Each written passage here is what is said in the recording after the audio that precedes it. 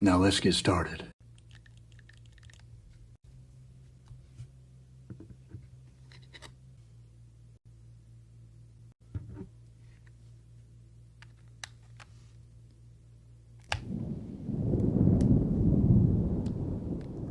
Dragon Ball Z Taiketsu, and correct me if I'm not pronouncing that right, was released in 2003, and it was developed by Webfoot Technologies, the same developer behind the legacy of Goku games. One of the first things I think you'll notice when you first start playing this game is the character designs. Some look pretty decent, while others, such as Vegeta, look a bit out of sorts. Not sure really why his head is so much bigger than the rest of his body, and why is Gohan wearing the Great Saiyaman outfit. Nonetheless, the roster starts you out with 7 characters to choose from, but that ultimately can be brought up to 15 characters by completing different game modes.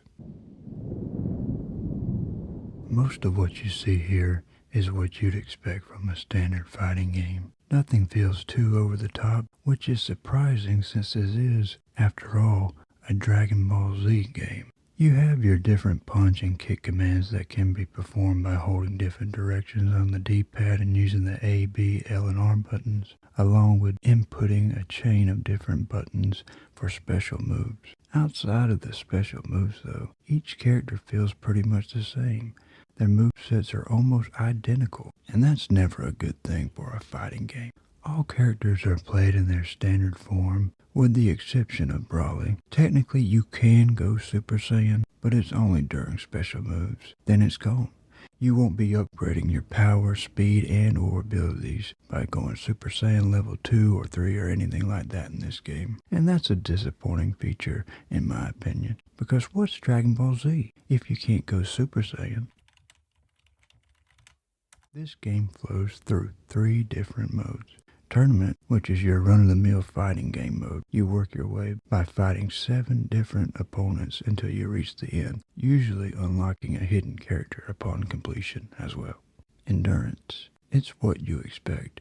You try to endure as long as you possibly can, defeating one opponent after another. It's you against the world, so to speak. Once your health bar is gone though, that's it. Game over. And then there's time challenge mode. This mode is pretty similar to the tournament mode.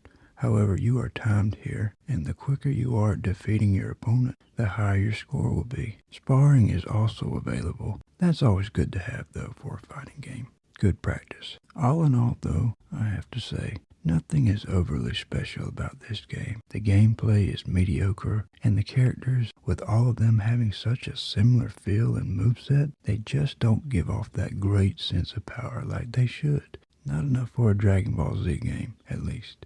Check it out if you're a hardcore DBZ fan. However, your time might be more well spent elsewhere.